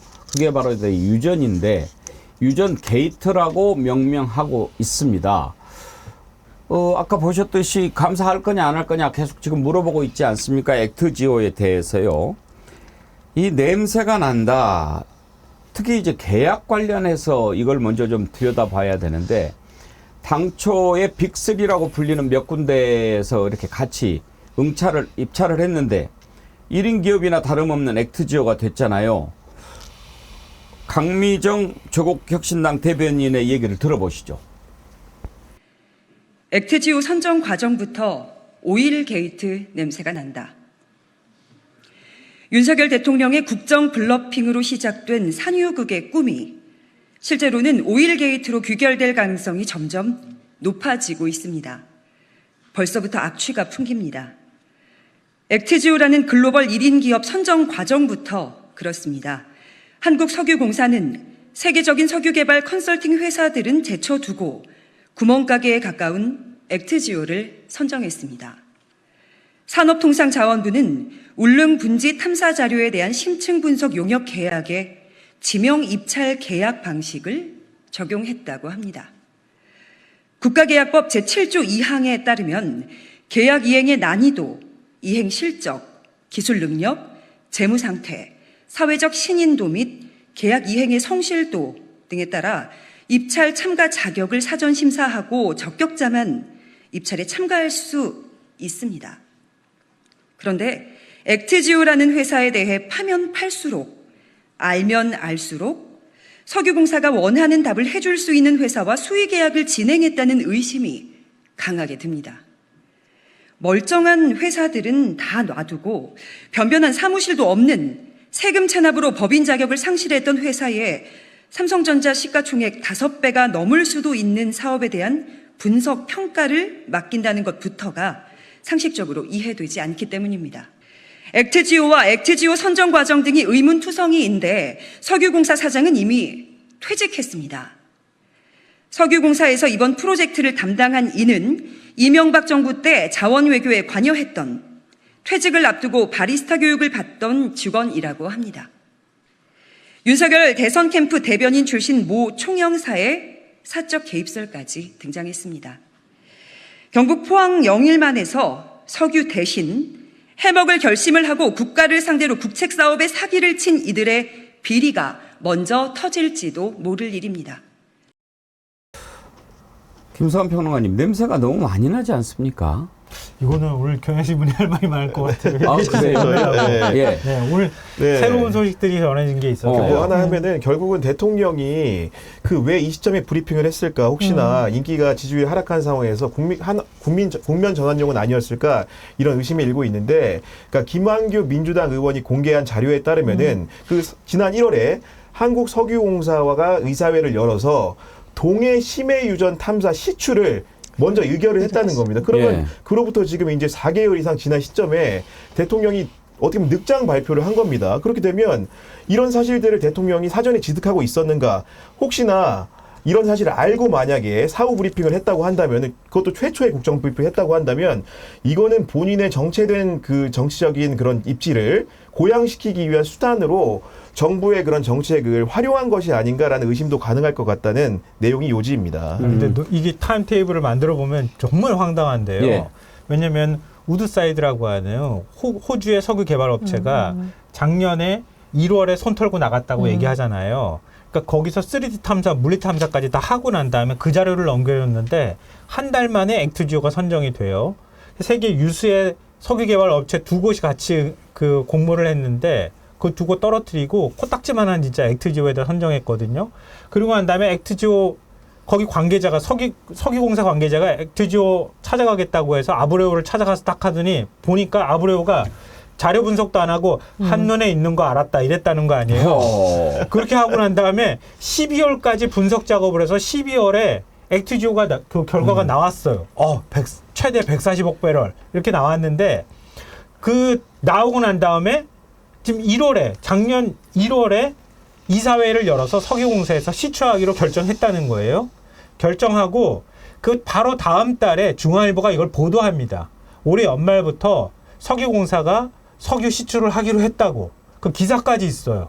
그러고 난 다음에 석유공사에서 그 시추에 참여할 수 있는 노르웨이 업체를 용역 계약을 맺고 시추선 용역 계약 맺고요. 그리고 시추선하고 김해공항으로 오고 갈 헬리콥터 용역 계약도 맺습니다. 맺고 난 다음에 그 다음 순서가 뭐냐 하면은 4월에 국내 전문가 자문단을 통해 가지고 액트지오 결과를 서로 간에 이렇게 교차 검증을 했다는 거예요. 해외 자문단이 아니라 국내 자문단요. 그리고 6월 3일 날 대통령이 난데없이 제가 시추를 지시하겠습니다. 시추하라고 지시를 내렸다고 대통령이 얘기해요. 시점이 뒤죽박죽이잖아요, 이게. 말이 안 되잖아요. 아니, 대통령실은 석유공사에서 이렇게 많은 예산이 드는 걸 가지고 시추를 하는데 이사회에서 결정할 때 보통 공공기관에서 이렇게 중요한 결정하면요. 대통령실까지 산자부까지 다 보고 올라가고 난 다음에 다 오케이 하면은 이사회에다 올리는 거예요. 통상.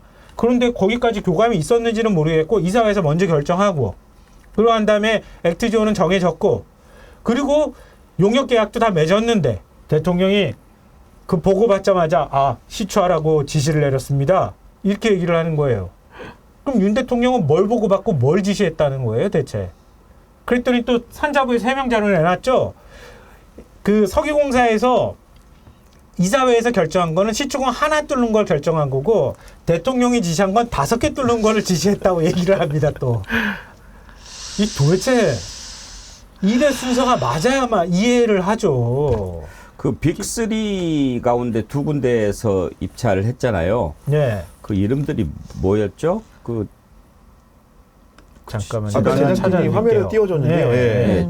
슐럼버그와 할리버튼이라고 합니다. 할리버튼인데 지난번에 부산이대인님인가 보수형님 TV인가 그분이 댓글을 달으셨는데 제가 기억을 잘 못하겠습니다만은 어떻게 우습게 얘기를 하셨냐면 아마 슬럼버거는 뭐 햄버거 가게고 할리버튼은 무슨 뭐 저 커피숍 이름인 것 같아가지고 뺐다 그랬다 하던데. 아니요, 거기 지금 그 동해 팀장이라는 사람, 예. 그거 일을 다 추진했던 사람이잖아요. 그러니까요. 그 사람이 지금 그거 배우고 바리스타 교육 받고 있다잖아요. 예. 퇴직하기 전에.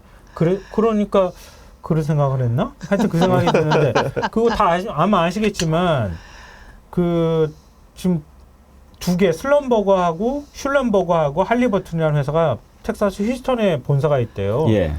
세계적인 석유 개발 업체 빅3에 속하는 데라고 하는데요. 슐럼버거 같은 경우에는 기름값이 비쌌을 때 그때 삼성전자하고 자산 가치가 맞먹는 정도 수준의 회사라는 거예요.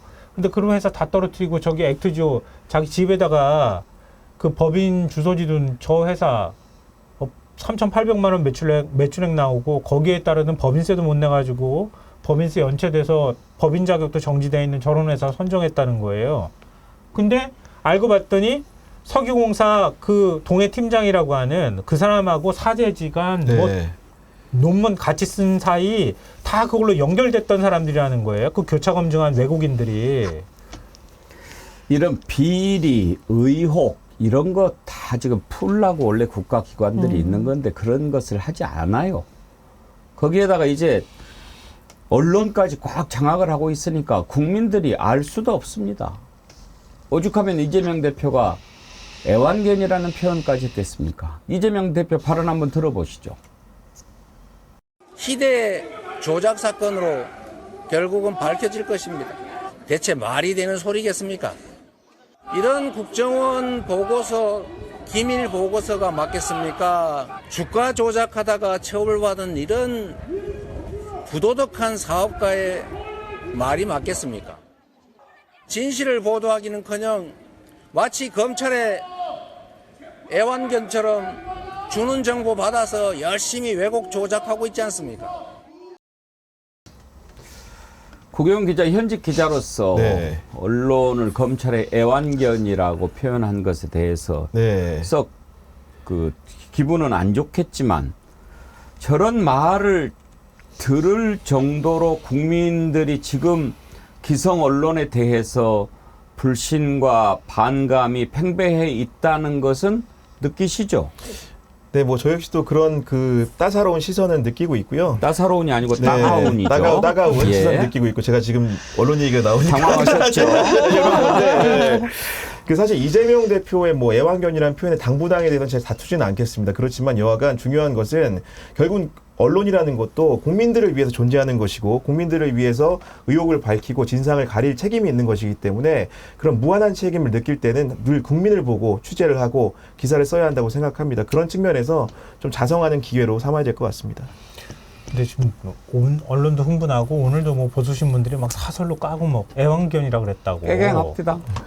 깨갱 안 하던데요. 아니 멍멍 짓습디다. 엄청 예. 열받아가지고 예. 자기들이라고 지칭하지는 않았지만 자기라고 생각하는 모양이긴 하던데요.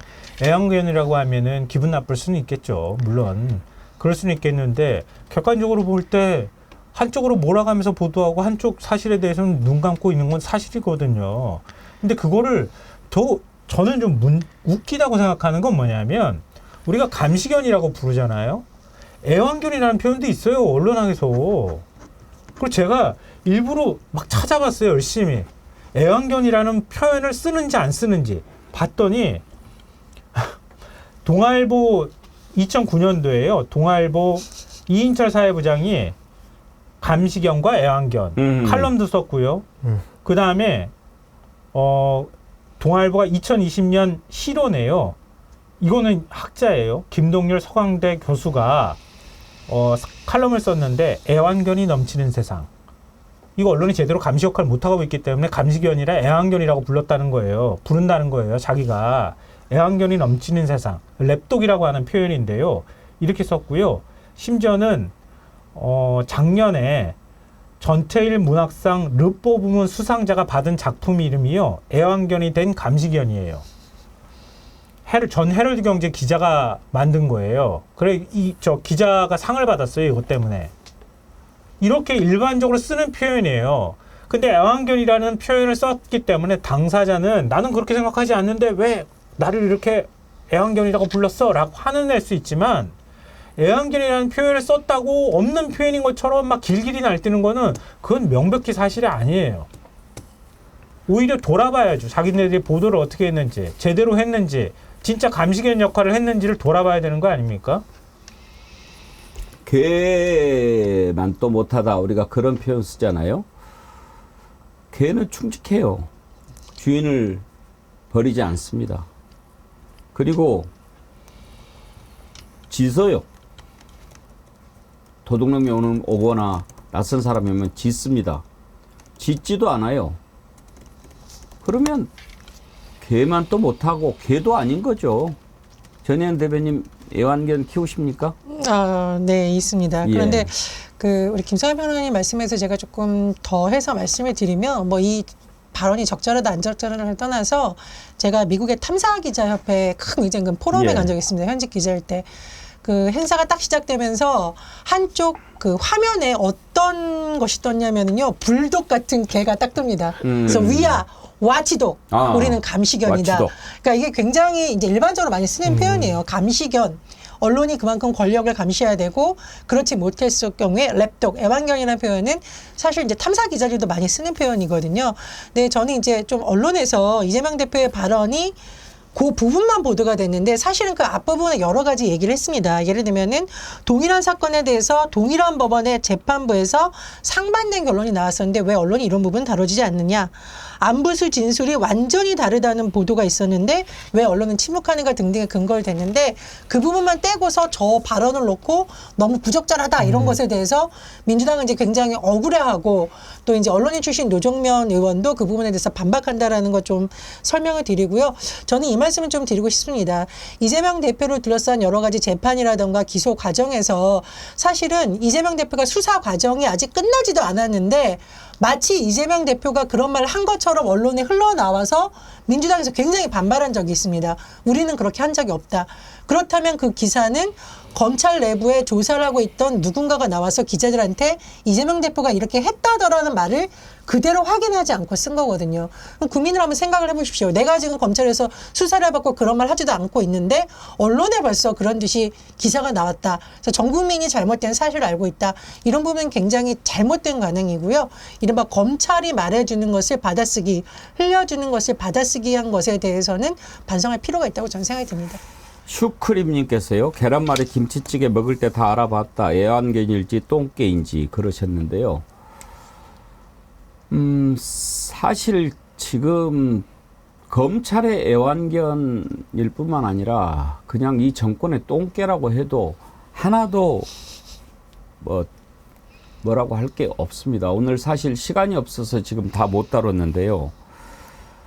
이 의사 파업 문제, 이 문제 보통 문제가 아닙니다. 이제 국민들이 이제 곧 죽어 나갈 겁니다. 그런데요, 저는 이번 사건의 본질을 사전에 그 정치라고 하는 게 없는 거죠. 검사 출신이 대통령이 돼서는 안 된다고 말했던 사람들이 정말 많았습니다. 대선 기간에. 그 가장 큰 이유로 검사는 대화하지 않는다. 사실 그렇죠. 검사는 법과 원칙대로 수사를 해야죠. 검사가 대화를 하면 그건 검사가 아닙니다. 어떻게 벌을 줘야 될 사람하고 대화합니까? 그 대화는 그냥 말하는 대화가 아니고 뭐 협의하고 협상하고 이거 안 되죠. 이거 안 되잖아요. 평생을 그 일만 해온 사람이 한 번도 경험을 해보지 않은 정치판에서 어떻게 대화와 타협을 하고 협상을 할 수가 있습니까? 그래서 절대로 검사 출신은 대통령이 돼서는 안 된다라고 많은 사람들이 얘기를 했습니다. 지금 현재 의사 집단이 있지 않습니까? 그러면 거기를 갑자기 정원을 늘린다고 하면 사전에 그쪽과 충분히 대화를 해야 되지 않습니까? 한마디 얘기도 없이 2,000명 하면 반발, 일어날 것 불보듯 뻔한 일 아닙니까? 안 했습니다. 왜 안 했습니까? 저는 그 의도도 매우 나쁘게 봅니다. 이렇게 하면 반발할 거야. 반발해서 파업하면 사람들 죽어나갈 거야. 그러면 의사들 때문에 그런다고 하고 우리가 강하게 밀어붙이면 국민들이 우리 밀어줄 거야. 선거 앞두고 이것보다 좋은 거 어디 있어? 선거 앞두고 두 가지 음모를 꾸몄죠. 복숭아 모란꽃 필 때 김포 신도시 목련꽃? 목련꽃. 예. 그래가지고 재미 좀 볼까 했는데 이게 안 되잖아요. 그 다음에 생각하는 게 이거잖아요. 그 뒤로 이렇게 되고 있는데 뭐를 했습니까? 뭐를? 그런데 언론이 야 대화 좀 해라 죽어나간다 라고 씁니까? 의사들 나쁘다고만 써주는 거잖아요. 그래놓고 애완견이다 뭐라고 그러면은 발끈해요? 그럴 자격이 있습니까? 스스로를 돌아보세요. 지금 하는 꼬라지를 보세요.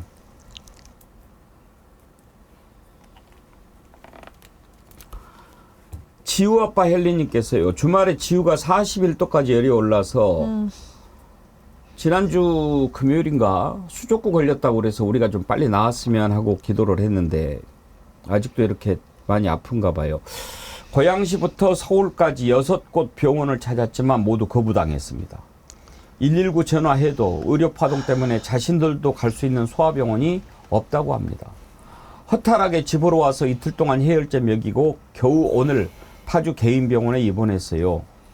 국민이 정부든 의료든 누굴 믿고 살아야 할지 너무 화가 납니다.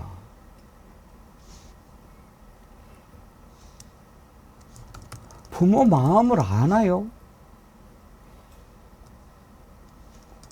가방 챙기는데 술 마시는데 놀러 다니는데 정신이 팔려가지고 무엇 때문에 국민이 죽어나고 고생하는지 장 보러 가면 살 게 없어가지고 그냥 돌아오는 그 마음을 아는지 그런 것에 대한 생각은 전혀 없고 비행기 트랩을 오르는 그 사람들의 뒷모습을 보면서 국민들이 어떻게 생각하겠습니까?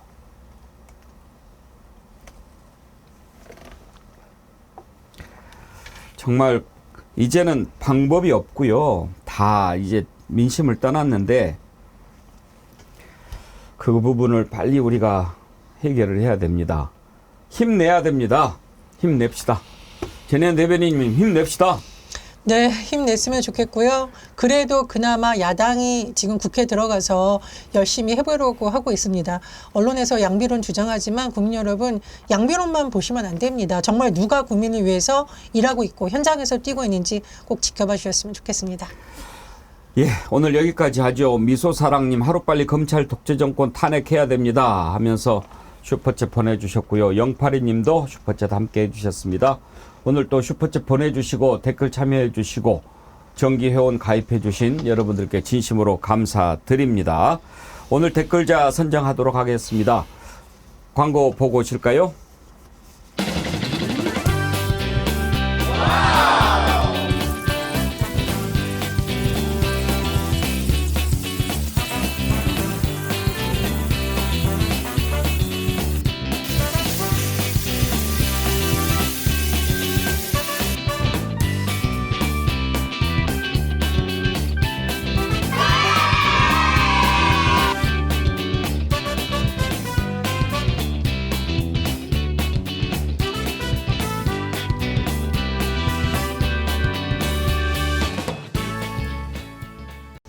너무나 맛있었던 언양 불고기 여러분들께서 많이 사랑해 주셨는데 다시 입고가 됐다고 합니다. 이제 주문하시면 다 받아볼 수 있게 수량이 준비됐다고 하니까요. 여러분들 이번 기회 이용하시기 바라고요. 저번 주 끝내기로 했던 40만 구독자 돌파 기념 특별 이벤트 조금만 더 연장해 주면 안 되냐 이렇게 문의하시는 분들이 많아서 정어리몰이 결단을 내렸다고 합니다. 딱 일주일 더 연장해서 그 좋은 가격으로 여러분께 드린다고 하니까요. 관심 가져주시기를 바랍니다.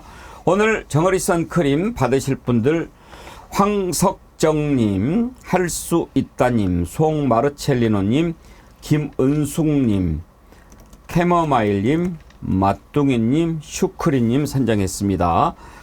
아래 주소로 연락처 주시면 저희가 보내드리도록 하겠습니다. 여러분들께서 항상 댓글 남겨주시고요.